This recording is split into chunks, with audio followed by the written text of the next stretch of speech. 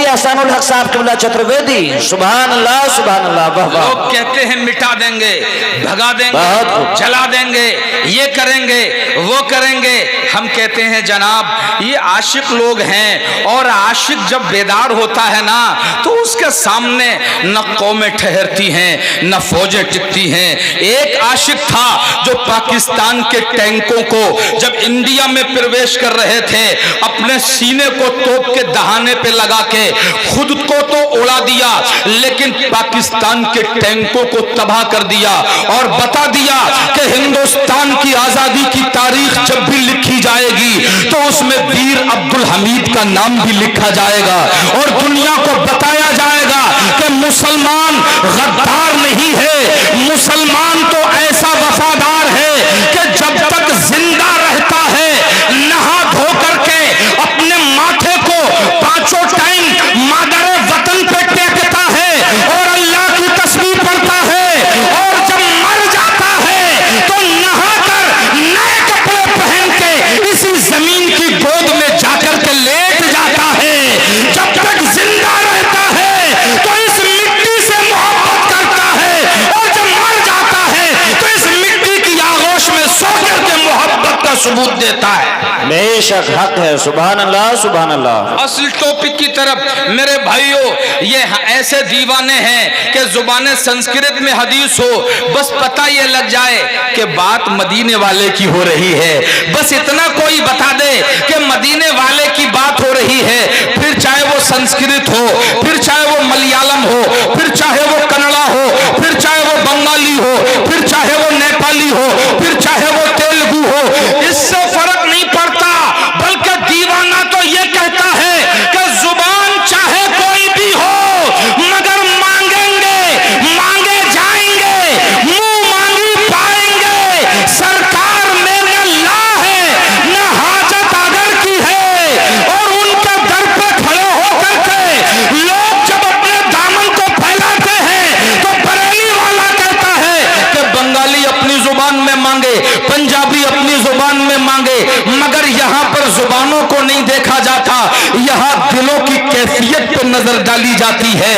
और फिर होता यह है, बरेली का इमाम जहन देता है कि लब वाह है, आंखें बंद हैं, फैली हैं झोलियां। क्या कहने हैं, मांगने की अदाओं को देखो, ये न पूछो कि क्या मांगते हैं, जिंदगी में नबी से मिला दे, ये खुदा से दुआ मांगते हैं। कहते लब वाह है, आंखें बंद हैं, फैली है झोलियां। या रसूल अल्लाह कितने मजे की भीख तेरे पाक दर की है। अभी अभी मेराज का महीना गुजर चुका है, इस पे बड़ी तफसीली बातें हुई हैं, बस मैं एक गुफ्तगू, एक पॉइंट आपकी गुफ्तगू की पुखराज पे परखने के लिए रखना चाहता हूं। मेरे भाइयों, आज मौलाना फैज साहिब दिल्ली से चले, इनसे पहले भी जो पीढ़ियां गुजर चुकी हैं, अगर यहां से कोई दिल्ली को जाता तो उसके पास एक सवारी का जानवर होता और उसको साथ में सत्तू बांध के देते थे, गुड़ बांध के देते थे। हमने कहा चाचा दिल्ली जाना है, बोले फला जगह मेरा एक दोस्त रहता है, जब तुम वहां चले जाओ मेरी ये अंगूठी उसको दिखाना, वो तुम्हें पहचान लेगा। अरे हमने कहा चाचा कौन से जमाने की बात कर रहे हो? बोले हम जिस जमाने में दिल्ली गए हैं उसी जमाने की बात करेंगे। हमने कहा कितना टाइम लगता था? बोले 3 दिन लगते थे, रास्ते में डाकुओं का खतरा, चोरों का खतरा। मैंने कहा चलो हम तुमसे बात नहीं करते, तुम बताओ मौलाना फैज साहब, आपने इतना अच्छा मदरसा सजाया है, इतने अच्छे इदारे की बुनियादें डाली हैं, जहां से वाबस्तगाने उलूम, तिश्नगाने उलूम अपनी तशनगी को बुझाने के लिए आते हैं। आप इनके सर पर ताजे दस्तारे हिफ्जो किरात रखते हैं और ये यहाँ से फरागत पाके मुल्क भर में खिदमतें करते हैं। हसीन गुलदस्ता आपने सजाया, आप बताइए दिल्ली जाएं तो कैसे? बोले ज्यादा उसमें सोचने की जरूरत ही नहीं है। हमने कहा कैसे? बोले यहाँ से 3 व्हीलर मिलेगा, मुरादाबाद चौधरपुर जाओ, वहां से रोडवेज बस हर 10 मिनट पे निकलती है दिल्ली। हमने कहा कितना टाइम लगेगा? बोले वैसे ही 2-3 घंटे। हमने कहा यार ये 3 दिन का सफर सिमट के 2-3 घंटे घंटे में कैसे आ गया? तो इन्होंने बताया हजरत वो पुरानी टेक्नोलॉजी थी, जब लहड़ू और बुग्गी से सफर होता था, घोड़े और खच्चर से सफर होता था। ये जदीद दौर की नई टेक्नोलॉजी है, अब इसके जरिए वक्त सिमट गया है। मैंने कहा इसका मतलब अगर 3 दिन का सफर 2 घंटे में हो सकता है, तो एक जमाना ऐसा भी आएगा जब 2 घंटे का सफर 2 मिनट में तय किया जाएगा। और ये बात मुमकिन है, बोलो मुमकिन है कि नहीं है? यहाँ कोई दूसरे सूबे से, कोई बंगाल से चलता था, 1 महीने में पहुंचता था।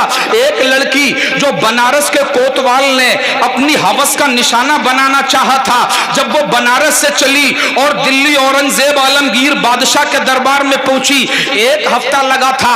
मगर आज कोई बनारस से जाना चाहे और बाई प्लेन सफर करे, 1 घंटे में भी पहुंच सकता है। अगर रॉकेट या मिसाइल की रफ्तार से जाए तो 10 मिनट में भी पहुंच सकता है। मतलब दिन बदले, रफ्तार बदली, वक्त गुजरा, रफ्तार बदल गई। यार ये रफ्तार कहां जाकर के दम लेगी? बोले एक दिन ऐसा भी आ सकता है कि घंटों का सफर सेकंडों में तय हो। मैंने कहा तो क्या होगा? बोले टेक्नोलॉजी के जरिए संभव है।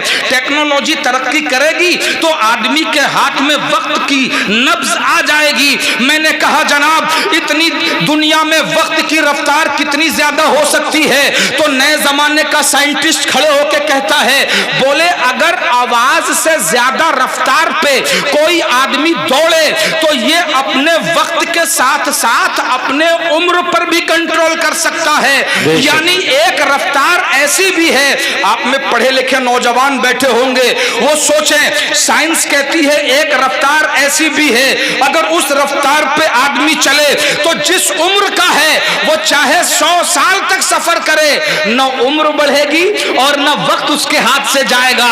हमने कहा यार ये बात अब पॉइंट की समझ में आई। तुम कहते हो कि आज एक ऐसी रफ्तार भी है कि 100 साल तक आदमी गर्दिश करता रहे फिर भी 1 मिनट की उम्र नहीं बढ़ेगी। मेरे भाइयों, तो यहां से एक बात हमारे पल्ले पड़ गई कि अगर आज के दौर में आदमी रफ्तार पे कंट्रोल कर ले तो 100 साल तक एक ही उम्र का नौजवान रह सकता है। तो ये रफ्तार उस रफ्तार के सामने तो कुछ नहीं जो असरा का दूल्हा शब मेराज का नौशा हती में काबा में लेटा था, जिब्रील बुराक लेके आए। लिखा है कि महज 2 सेकंड में ये शब असरा का दूल्हा काबे से चला, दमिश्क पहुंचा, सीरिया में नबियों को नमाज पढ़ाया और वहां से एक सीढ़ी लाई गई। पहली सीढ़ी पे कदम रखा, पहला आसमान, दूसरी सीढ़ी पे कदम रखा, दूसरा आसमान, हदिये के साथों आसमानों के पार पहुंचा। 27 साल लगे, लेकिन जब वापस मक्का में आया तो 2 सेकंड का टाइम भी नहीं हुआ था। तारीख कहती है कि बिस्तर में गर्माहट बाकी थी और वुजू का पानी चल रहा था। अजी मेरे भाइयों, आज साइंस ने तरक्की की, तब हमारी समझ में यह बात आ रही है कि हाँ ये मुमकिन है।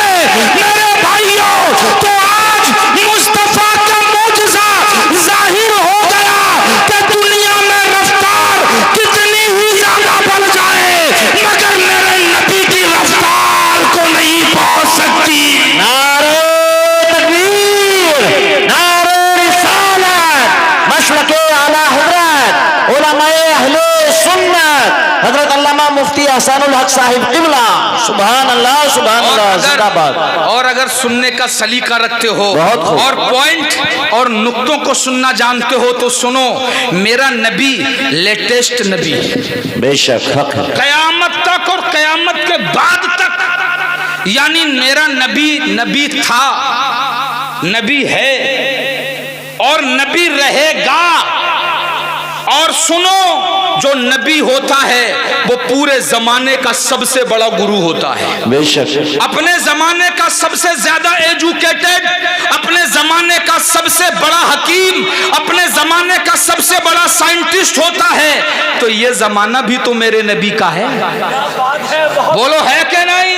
जितने मानते हैं जरा जोर से बोलें, बोलो है कि नहीं। जब ये जमाना मेरे नबी का है तो मेरे नबी ने तो कभी प्लेन से सफर नहीं किया, क्योंकि प्लेन था ही नहीं। तो फिर नबी इन टेक्नोलॉजी वालों के उस्ताद कैसे हुए? लेकिन उस्ताद तो है, ये हमारा ईमान कहता है, मगर कैसे हुए वो बताता हूं। इस मिसाइल, रॉकेट, इन सब की रफ्तार से आगे मुस्तफा की रफ्तार देखनी है। यही तो दिखाने के लिए मेरे रब ने अपने महबूब को मेराज में बुलाया, क्योंकि रब को तो जर्रे जर्रे की मालूमात है। मेरा रब तो जर्रे जर्रे का खालिक है, वो तो सब कुछ जानता है। मेरे रब को मालूम था कि अगर किसी की रफ्तार नबी की रफ्तार से ज्यादा हो जाएगी तो नबी के मौजज़े को चैलेंज कर देगा कि तुम्हारा नबी गया तो क्या गया। देखो, हम भी मिसाइल के जरिए इतनी तेजी से सफर कर सकते हैं, हम भी रॉकेट के जरिए से सफर कर सकते हैं।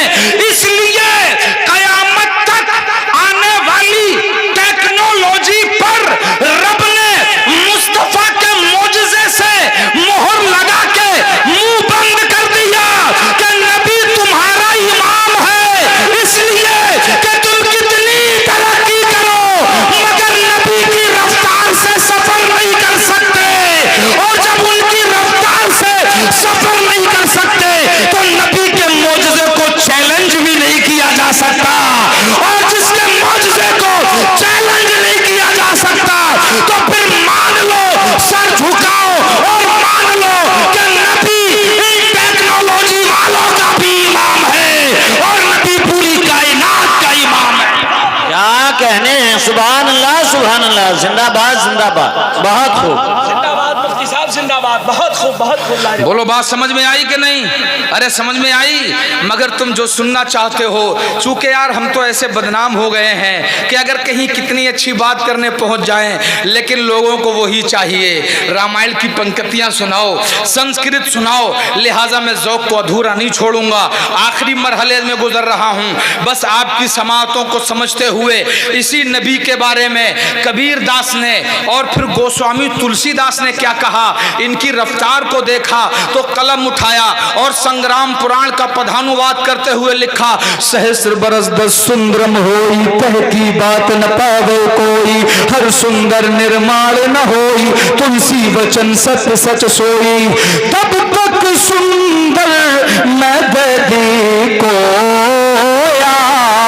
बिना महामद पार न होया, सुरन चतुसुदर सतचारी,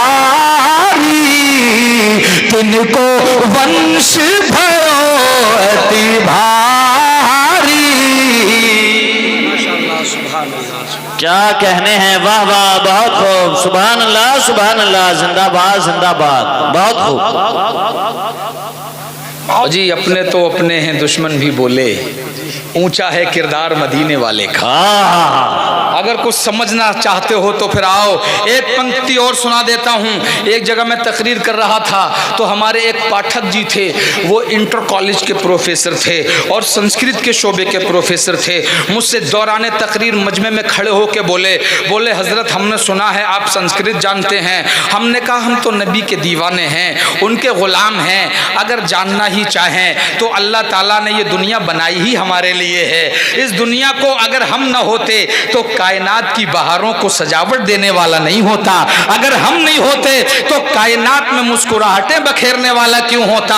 और ये मूरत रब ने अपने खास कुदरत के हाथों से बनाई है और इसको, इस मेरे रब को ये मूरत इतनी पसंद आई, इतनी पसंद आई कि अपना खलीफा भी इसी मूरत को बनाया और अपना महबूब भी इसी मूरत की शक्ल में दुनिया में नाजिल फरमाया। मेरे भाइयों, हम तो ऐसी अल्लाह की तख्लीक है कि हमारे बगैर दुनिया सुनी है। अब तो मैं जो अर्ज करना चाहता हूं, बोले जनाब आप संस्कृत जानते हैं। मैंने कहा आपको कहना क्या है। बोले मैं चाहता हूं कि श्री रामचरितमानस की कोई चौपाई सुना दीजिए। इत्तेफाक से रामचरितमानस का मुताला करके मैं उसी दिन आया था। मैंने कहा चलिए आपका ये भी ज़ौक़ पूरा कर देते हैं। मैंने कहा सुनिए, श्री रामचरितमानस, लेखक का नाम, राइटर का नाम गोस्वामी तुलसीदास, बालकांड, पृष्ठ संख्या 21 और चौपाई नंबर 6। बोलो, आपको भी सुना दें? सुना दें? बोले, मज्जन फल पेखे तत्काला, काकू हिम पिक बकौ मराला, सुनी आचरज करे जनी कोई, सत्संगत महिमा ने हिंगोई। वाह वाह वाह वाह, बहुत। अब आओ, इसी के तर्जुमे में मैं कुछ दिल की बातें आपको समझाना चाहता था। बात अपने मरकज पे आ गई है तो सुनो। कहते मज्जन फल पेखे तत्काला, बोले इस तीर्थ राज में सेवा का फल तत्काल प्राप्त होता है। मतलब काकू हिम पिक बकौ मराला। अच्छा, मजे की बात यह है कि गोस्वामी तुलसीदास भी बड़े विद्वान थे। उन्होंने भी बहुत अच्छे पैराए में रामायण को लिखा है और इसमें 2 पक्षियों का जिक्र किया है। एक थे काक भुषिंडी और एक थे गरुड़ जी। तो एक सुन रहे थे इनमें और एक सुना रहे थे। दोनों की बात वार्ता में ये पूरी रामायण इन्होंने लिखी है। कहते जब उन्होंने कहा कि भाई सुनो, इस तीर्थ राज में सेवा का फल तत्काल प्राप्त होता है और ये ऐसे ऐसे लोग हैं कि जहां काकू हिम पिक बकौ मराला, जहां कौआ आए तो कोयल बन जाता है, बगला आए तो हंस बन जाता है, सुनी आचरज करे जनी कोई। इस बात को सुन के कोई अचरज में ना पड़े, कोई ताज्जुब में ना पड़े। क्यों? कि सत्संगत महिमा नहीं गोई। क्योंकि सोहबत साले यानी सत्संगत का असर ही कुछ ऐसा होता है। मसलन आप कहेंगे कैसे? आज मौलाना फैज साहिब किबला कितने बच्चे आपके मदरसे से फरागत पा रहे हैं? 2 बच्चे इनके मदरसे से फरागत पा रहे हैं। मेरे भाइयों, ईमानदारी से बताना, अगर आज के दौर में मौलवी लोग टोकना बंद कर दें तो हो सकता है कि आदमी जुमा भी मुश्किल से पढ़े। जी, गलत तो नहीं कह रहा हूं? कम से कम कुछ लोग तो इसी वजह से पढ़ लेते हैं, यार अगर नहीं गए तो इमाम साहब रास्ते में मिलेंगे, टोक देंगे। ये इमाम साहब क्या आसमान से नाजिल हुए हैं या इमाम साहब को स्पेशल ड्यूटी लगा करके भेजा गया है या स्पेशल कहीं से किसी मशीन में बना के लाया गया है?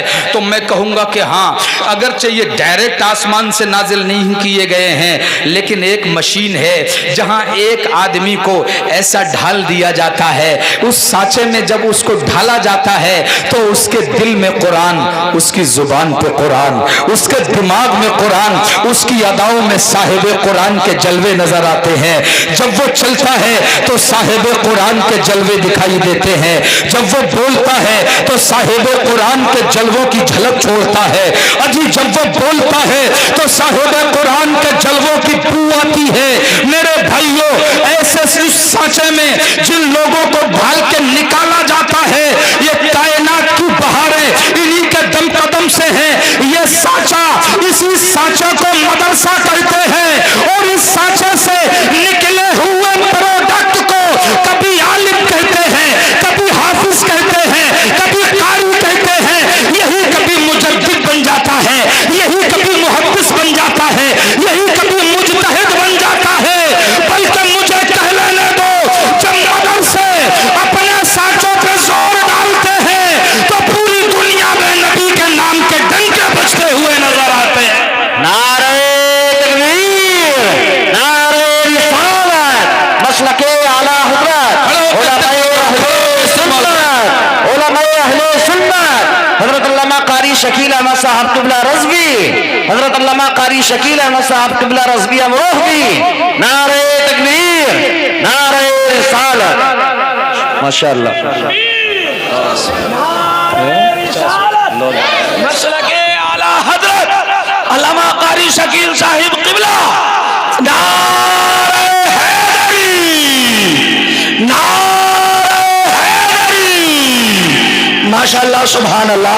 ये हमारे खुसूसी मुकर्रिर हजरत अल्लामा व मौलाना कारी शकील साहब क़िबला तशरीफ ले आए हैं। तमामी ही हजरात बैठ जाएं। जो मेरे भाई बाहर जा रहे हैं प्यारे, अभी अल्हम्दुलिल्लाह औलादे नबी औलादे गौसे आजम हुजूर सैयद सुहेल मियां साहिब क़िबला का हमें और आपको दीदार करना है। और अल्हम्दुलिल्लाह वो आले रसूल सुभान अल्लाह, जिस आले रसूल का हम भी दीदार करेंगे, आप भी दीदार करेंगे और इंशाअल्लाह नेकियों में इजाफा होगा। तमाम ही हजरात बैठ जाएं। जो नौजवान बाहर जा रहे हैं वो भी बहुत जल्द से जल्द बैठ जाएं। मेरे भाइयों जलवा रखें, तशरीफ रखें। जिस अजीम मुकर्रिर और ख़तीब की आमद मेंबर रसूल पे हुई है, नारों की गूंज में जिसके चेहरे की आपने ज़ियारत की, मैं बस इन अल्फाज में उसका तारुफ कराए देता हूँ, चूँकि मेरे पास वो अल्फाज नहीं जिनकी मकबूलियत पूरे हिंदुस्तान में ये है कि अगर आपको हिंदुस्तान के सारे ज़िले और सारे सूबे और हिंदुस्तान के चारों कोने एक जगह देखना है तो उस जगह को कारी शकील अहमद रज़वी कहते हैं। बेशक पूरे हिंदुस्तान का जलवा इनकी जात में आप सिमटा हुआ पाएंगे। और हम जैसे लकीर के फकीर बस बरेली शरीफ को याद करके हमें देखा जा सकता है। लिहाजा तवज्जो करें। अब अपनी बात को आखिरी मरहले से गुजार दूं। मेरे भाइयों, इन्होंने ये जो मदरसा लगाया है ना, आज लोग मेला लगाते हैं और अपने ही आप अपनी जवान लड़कियों को मेले में भेजते हैं और अपने ही आप अपना माथा पकड़ के मस्जिद में इमाम साहब के सामने रोते हैं, हाय इमाम साहब, हाय इमाम साहब, कौम बड़ी बिगड़ रही है, कौम बड़ी खराब हो रही है। देखो तो फला जगह लौंडियों का और लौंडों का कैसा जमघट लगा हुआ है। हमने तो अपने लौंडे को मना कर दिया, बेटा वहां मत जाना, और जबकि पता लगा कि बुड्ढा मस्जिद में बैठा है और लौंडा मेले में मजे ले रहा है। मगर इमाम साहब के सामने बैठ के पूरे गांव का सबसे शरीफ आदमी अपने आप को गर्दान रहा है। मेरे भाइयों, ये पूरे जितने बुढ़े बैठ के माथा पच्ची करते हैं, मुआशरा बहुत बिगड़ गया, मुआशरा बहुत बिगड़ गया। मैं कहता हूं सिर्फ एक बात मेरी मान लो, मुआशरा अपने आप सुधर जाएगा। हजरत कारी शकील अहमद साहब क़िबला तवज्जो चाहूंगा, एक जुमला अगर तुम चाहते हो कि मेलों में अय्याशियां बंद हो जाएं तो रोने के बजाय, माथा पच्ची करने के बजाय सिर्फ और सिर्फ अपनी बहन और बेटियों, अपनी बीवियों और माओ को मेले में जाने से रोक लो। कसम खुदा की, मेला अपने आप खत्म हो जाएगा, अय्याशियां अपने आप दम तोड़ दे। बेशक हक है। सुभान अल्लाह, वाह वाह, बहुत और अगर उनको दीनदार बनाना चाहते हो तो फिर इन मदरसों से जोड़ दो। कसम खुदा की, एक बच्चा जब तालीम हासिल करता है तो पूरे खानदान में सुधार पैदा करने का सबब बन जाता है। इन मदरसों को हल्के में मत लो। कम से कम उस नौजवान से तो अच्छा है कि जो मॉडर्न तहजीब, मॉडर्न एजुकेशन हासिल करके जिसको नमाज जनाजा पढ़ने की तौफीक ना हो, कम से कम आपका वो बच्चा जिसे बेवकूफ़ी समझ के सही अगर मदरसे में डाल दिया तो फिर एक दिन बुढ़ापे में तुम कहोगे कि यार जितने चालाक थे इंजीनियर वो दुबई में है, वो सऊदी में है, बस यही एक बेवकूफ़ मेरे पास रह गया है जिसे मैंने मदरसे में हाफिज बनाया था। मेरे भाइयों, मगर ये बेवकूफ़ नहीं, बुढ़ापे में आपको बताएगा कि आपने कितनी बड़ी अक्लमंदी का काम किया है। मौला ताला ये मदारिस जो इस्लाम की रीढ़ की हड्डियां हैं, इन्हें महफूज फरमाए और इस दौर में इनके चलाने वालों को हिम्मत अता फरमाए, इनकी कमेटियों को हौसला अता फरमाए। इस्लाम जिंदाबाद, मुसलमान पाइंदाबाद। अस्तगफिरुल्लाह रब्बी मिन कुल्ली ज़ंबिन व अतूबु इलैह। एक मर्तबा सब लोग मेरे साथ मिलकर पढ़िए, ला इलाहा इल्लल्लाह मुहम्मदुर रसूलुल्लाह। अस्सलामु अलैकुम।